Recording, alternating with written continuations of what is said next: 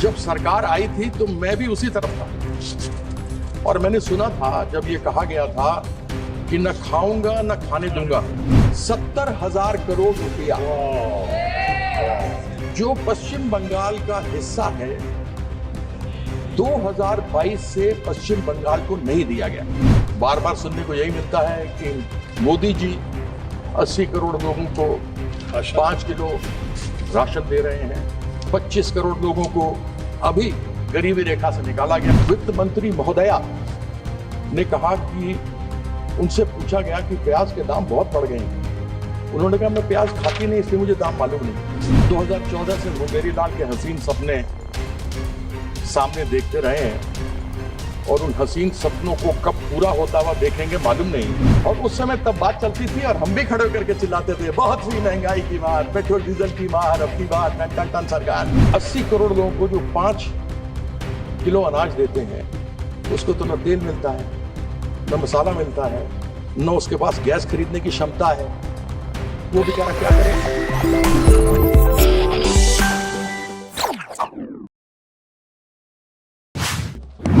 माननीय सदस्य श्री कीर्ति आजाद जी। धन्यवाद सभापति जी। मैं यहां से बोल सकता हूं आपकी अनुमति हो तो? बोलिए। मैं अपनी नेत्री ममता जी का बहुत धन्यवाद करता हूं कि उन्होंने आज मुझे यह बोलने का अवसर दिया। अभी विप्लव जी बात कर रहे थे वुमेन एम्पावरमेंट की। कितना हुआ इनकी तरफ मुझे मालूम नहीं, हालांकि मुझसे ज्यादा भारतीय जनता पार्टी वालों को और कोई नहीं जानता। जितने बैठे हुए हैं उन सबों से सबसे संभवतः पुराना मैं ही होऊंगा और इनको मैं भली भांति पहचानता हूं। बात महिला की करेंगे लेकिन महिला के लिए कुछ करेंगे नहीं। ये हमारी लीडर हैं जिन्होंने 40% सांसद इस लोकसभा के अंदर यहां पर ममता जी ने भेजा है। हमने सुना था कि 2022 में 5 ट्रिलियन इकोनॉमी बनेगी। 2014 में जब सरकार आई थी तो मैं भी उसी तरफ था और मैंने सुना था जब ये कहा गया था कि न खाऊंगा न खाने दूंगा, तब मैंने 400 करोड़ का भ्रष्टाचार, जिस खेल ने मुझे आन बान शान मान मर्यादा जिस देश के लिए मैं खेला, वहां पर 400 करोड़ का घोटाला हुआ था, मैं लेकर गया था। लेकिन उस घोटाले के ऊपर कोई चर्चा नहीं हुई। मुझे जिस प्रकार से विभीषण को लंका से निकाल दिया गया था, मुझे भी उसी विभीषण की तरह उस लंका से बाहर निकाल दिया गया। मैं एक एक चीज और राज इनके जानता हूं। मैं उस विषय पर अधिक नहीं जाऊंगा। महिलाओं के बारे में क्या इनकी राय है वह भी मैं जानता हूं।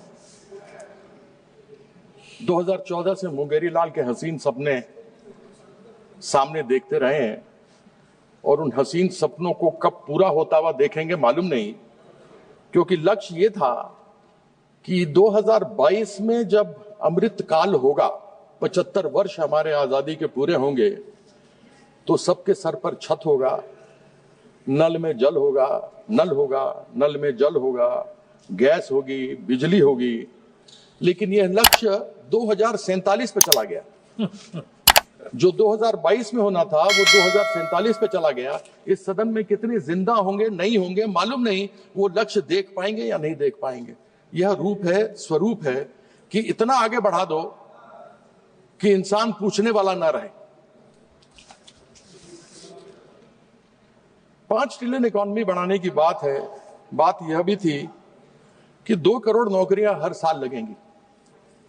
यानी मैं 11वां साल ना लेके केवल 10 साल ले लूं तो 20 करोड़ नौकरियां होती, और एक परिवार में 5 व्यक्ति ले लूं तो 100 करोड़ लोगों का इज्जतदार जिंदगी जी सकते थे। वह 20 करोड़ नौकरी करते और उनके साथ 5-5 परिवार में रहते तो 100 करोड़ लोगों को आराम से जीवन पोषण हो सकता था। लेकिन बार बार सुनने को यही मिलता है कि मोदी जी 80 करोड़ लोगों को 5 किलो राशन दे रहे हैं, 25 करोड़ लोगों को अभी गरीबी रेखा से निकाला गया, यानी कि 105 करोड़ थे गरीबी रेखा के नीचे। मैं ये कहना चाहता हूं, पैसा किसका है? जो राशन आ रहा है वो पैसा किसका है? वह पैसा उन लोग 2% लोगों का है 140 में से जो इनकम टैक्स देते हैं। कम से कम उन इनकम टैक्स वालों को तो धन्यवाद कर दीजिए कि आपके द्वारा जो कर लिया जा रहा है उसके माध्यम से 80 करोड़ लोगों को अनाज मिल रहा है। लेकिन वो नहीं करेंगे, बात करेंगे मोदी जी की। कभी भी देश में जो लोग हैं उनको कभी धन्यवाद किया जाए सो नहीं होगा। 5 ट्रिलियन इकोनॉमी की बात होती है, पूंजीपतियों के 14 लाख करोड़ कर्जा को माफ कर दिया जाता है, माफ कर देते हैं। उनको 20% टैक्स लगता है, हमको 30% टैक्स लगता है। और जब हमको 30% टैक्स लगता है तो अगर 36 लाख रुपया कोई महीने में कमाता हो, उसका अगर 30% टैक्स आप पूरा साल का लगा लें तो 10 लाख रुपया उसका चला गया, यानी 3.25 महीने का टैक्स गया। उसके ऊपर जीएसटी लगा ली तो 1.5 महीने का जीएसटी भी 18% खाने पीने सब पर लगा हुआ है, वो चला गया। मतलब 5 महीने का उसकी आमदनी जो है वो टैक्स में चली जाती है। पूंजीपतियों को 14 लाख करोड़ रुपया माफ कर दिया जाता है। लेकिन यही किसान जो यहां आकर सीमाओं पर 700 लोग मारे गए, जिनकी शहादत हुई, वह जब अपनी मांग करने के लिए आते हैं तो उनसे पूछा नहीं जाता। यदि वह लोन पर ट्रैक्टर लेता है और अगर एक ईएमआई नहीं भरता है तो बैंक वाले आकर उसके यहां से उसका ट्रैक्टर छीन कर लेकर चले जाते हैं और वो किसान बेचारा असहाय रह जाता है और अपनी लोन की पूर्ति नहीं कर पाता। जो गरीब आदमी लोन पर मोटरसाइकिल खरीदता है और हमारे घर में आकर के लोगों के यहां खाना बांटता है, आप लोग मंगाते होंगे, आप लोग भी स्विगी से, जोमेटो से, ब्लिंकिट से, वह बेचारा अगर ईएमआई नहीं दे पाता तो आप उसका मोटरसाइकिल जब्त कर लेते हैं, उसके रोजगार का जरिया खत्म, उसका परिवार फिर भूखों मरता है। यह गरीब लोगों के साथ इन लोगों की इस प्रकार की प्रथा है। 30% टैक्स, 2 करोड़ लोग, 2% यानी 2.8 करोड़ लोग, 140 करोड़ लोग में 2% लोग इनकम टैक्स देते हैं, यानी 2.8 समझिए 3 करोड़ लोग देते होंगे, 3.5 करोड़ देते होंगे, 4 करोड़ देते होंगे। वह उनको 30% में आप 12 लाख की छूट देते हैं। लेकिन एक गरीब आदमी जिसको आप 80 करोड़ लोगों को जो 5 किलो अनाज देते हैं, उसको तो न तेल मिलता है, न मसाला मिलता है, न उसके पास गैस खरीदने की क्षमता है, वो बेचारा क्या करे?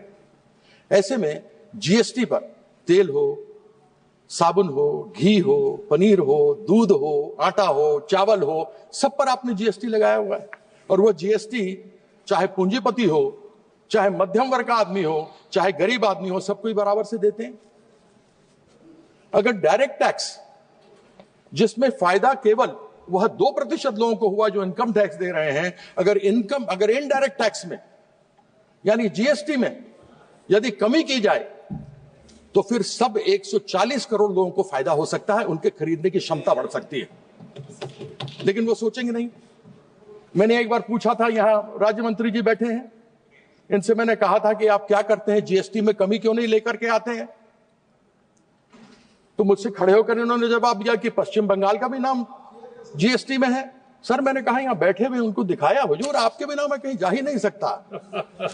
आपके बिना कहां जाएंगे मालिक? इन्होंने जवाब दिया कि पश्चिम बंगाल भी उसी में है। बिल्कुल मैं मानता हूं कि पश्चिम बंगाल भी उसी में है। टोटल 31 है राज्य, जिनमें से 20 यानी 16 में बीजेपी और 4 और मिला दे तो एनडीए मिलकर के 20 राज्यों के अंदर इनकी सरकार है। 11 राज्य वो गैर भारतीय जनता पार्टी के हैं, टोटल हो 31। साथ में इन्होंने प्रावधान जीएसटी में किया हुआ है कि केंद्र सरकार जिस दिन जीएसटी की मीटिंग होगी, जितने सदस्य बैठे होंगे उन सदस्य की 1/3 वोट का पावर सेंट्रल गवर्नमेंट के पास होगा। यानी अगर मान लीजिए 31 का फुल हाउस हो, उसमें से 1/3 इनको हो तो 10 हो गया, 21 और 10 31 हो गया, 11 इधर हैं। तो फिर जब आपके हाथ में इतनी ताकत है, आप जीएसटी काउंसिल की बात करते हैं,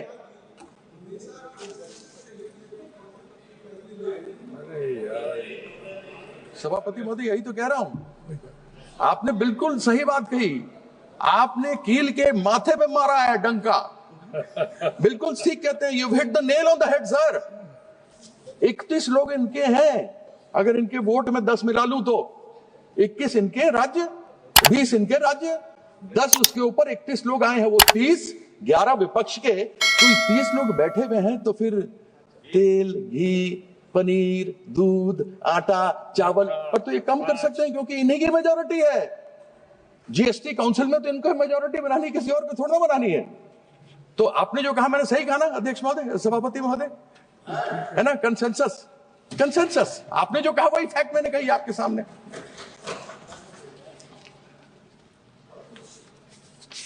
एक बार हमने सुना प्याज की बात, हमने सुना कि माननीय वित्त मंत्री महोदया ने कहा कि उनसे पूछा गया कि प्याज के दाम बहुत बढ़ गए हैं। उन्होंने कहा मैं प्याज खाती नहीं इसलिए मुझे दाम मालूम नहीं। सभापति महोदय, पेट्रोल और डीजल तो हम लोग भी नहीं खाते लेकिन दाम तो मालूम है। Petrol diesel, yes, no we don't eat petrol diesel like she doesn't eat onions, but yet we know the price. Price तो हमको मालूम है साहब कि पेट्रोल डीजल के दाम क्या है। और सेंट्रल गवर्नमेंट ने पेट्रोल डीजल के अंदर पेट्रोल में 19.9 प्रति लीटर का एक्साइज लगाया हुआ है, डीजल में 5.8 रुपए प्रति लीटर का इन्होंने एक्साइज लगाया हुआ। ये बढ़ाया है इन दिनों में। जिस समय स्वर्गीय मनमोहन सिंह जी हमारे प्रधानमंत्री थे, उस समय कच्चे तेल की कीमत $112 प्रति बैरल थी।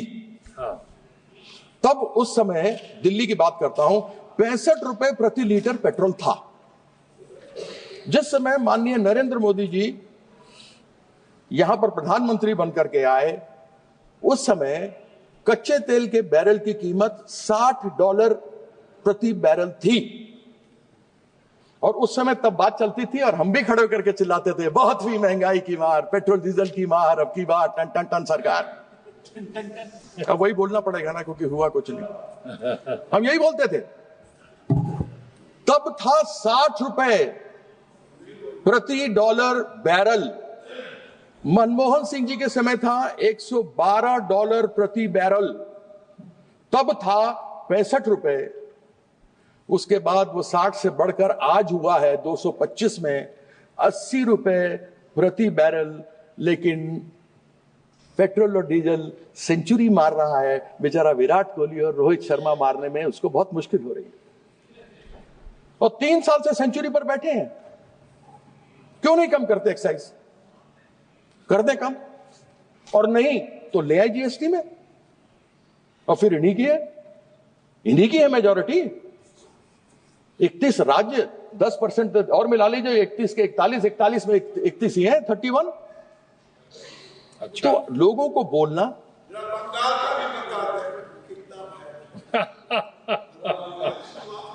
अध्यक्ष जी, इनका जवाब दे दूं आप कहें तो? दे दीजिए। सबसे कम दाम अगर पेट्रोल और डीजल के कहीं किसी राज्य में है तो वो पश्चिम बंगाल के अंदर जाइए, गिरिराज जी, अपने बिहार से भर के आइए। माननीय मंत्री जी ने खड़े होकर आपसे कोई जवाब नहीं पूछा, इसलिए आप अपनी बात करें। अरे यह मेरे घर में आके मेरे पास एमएलसी बनने के लिए बैठा करते थे 1999। ये बात है, ये पर्सनल है। ये आप व्यक्तिगत आक्षेप नहीं करेंगे इस तरीके से। ये मुझे बताएंगे। ये इनको बात करने के तरीका नहीं, इनको बात करने की तमीज नहीं। माननीय कीर्ति आजाद जी, यह भारतीय जनता पार्टी के संस्कार हैं। आप कृपया, ये भारतीय जनता पार्टी के संस्कार हैं, बैठ जाइए, जिनको बात करने का तमीज नहीं। आप अपने से बड़ों से कैसी बात की जाती है इनको ये नहीं मालूम। आप अपने सदन में किस तरीके से बात की जाती है इनको ये नहीं मालूम। ये तुम करके बात कर रहे हैं, मैं इनसे आप करके बात कर रहा हूँ। लेकिन आजाद जी, जाइए। कर सकते। आप बैठ जाए। इनका भगवान कुछ नहीं कर सकता। माननीय मंत्री बैठ जाइए। इनका कुछ नहीं कर सकते। माननीय मंत्री ठीक है, ये देखिए आप तुम भी करके बोलते हैं। ये तमीज है। माननीय कीर्ति आजाद जी, मैं आपसे बात आप कर रहा हूं। बहुत वरिष्ठ हैं। ये और आप भी वरिष्ठ हैं। आपसे बात फिर वही बात आप कर रहे हैं। फिर वही बात आप कर रहे हैं। ये रिकॉर्ड में नहीं जाएगा। ये रिकॉर्ड में देखिए, आप अपनी बात आया था। आप बैठ जाए। ये माननीय मंत्री जी आप बैठ जाए। माननीय मंत्री, ये आप बिल्कुल सब रिकॉर्ड में जाएगा। इस तरह के आक्षेप आपसे अपेक्षा नहीं है। माननीय कीर्ति आजाद जी, इस तरह का आक्षेप बोलेगा तो मैं नहीं, इनके सब आप चीज किसी माननीय सदस्य के बोलने ऊपर की तमीज नहीं देखिए। नहीं आप सर ये तमीज देखिए। आप बजट पे बोलिए। इसका तमीज देखिए। नहीं, लेकिन माननीय कीर्ति आजाद जी आप बजट पे बोले। आप इस तरीके की बात किसी के ऊपर व्यक्तिगत आप आवाज आप सुन रहे हैं? आप सुन रहे हैं क्या बोल रहे हैं? आप उनका रिकॉर्ड में नहीं जा रहा। उनका रिकॉर्ड में नहीं जा रहा। आप क्यों संज्ञान ले रहे हैं? रिकॉर्ड में नहीं जा रहा। आप संज्ञान मत लीजिए। लेकिन आपको टिप्पणी क्यों करते हैं? नहीं, आप बैठे रहिए। आप चुप रहिए। आप कीर्ति आजाद जी को मैंने सभापति जी 1.7 करोड़ रुपया जो पश्चिम बंगाल का बकाया है वह 1922 से पश्चिम बंगाल को नहीं दिया गया है, जिसमें एक जीएसटी है 2022 से नहीं दिया गया। 2022 से क्षमा कीजिएगा, 2022 से नहीं दिया गया। रिपीट कर दो फिर से। कितना पैसा? 1,70,000 करोड़ रुपया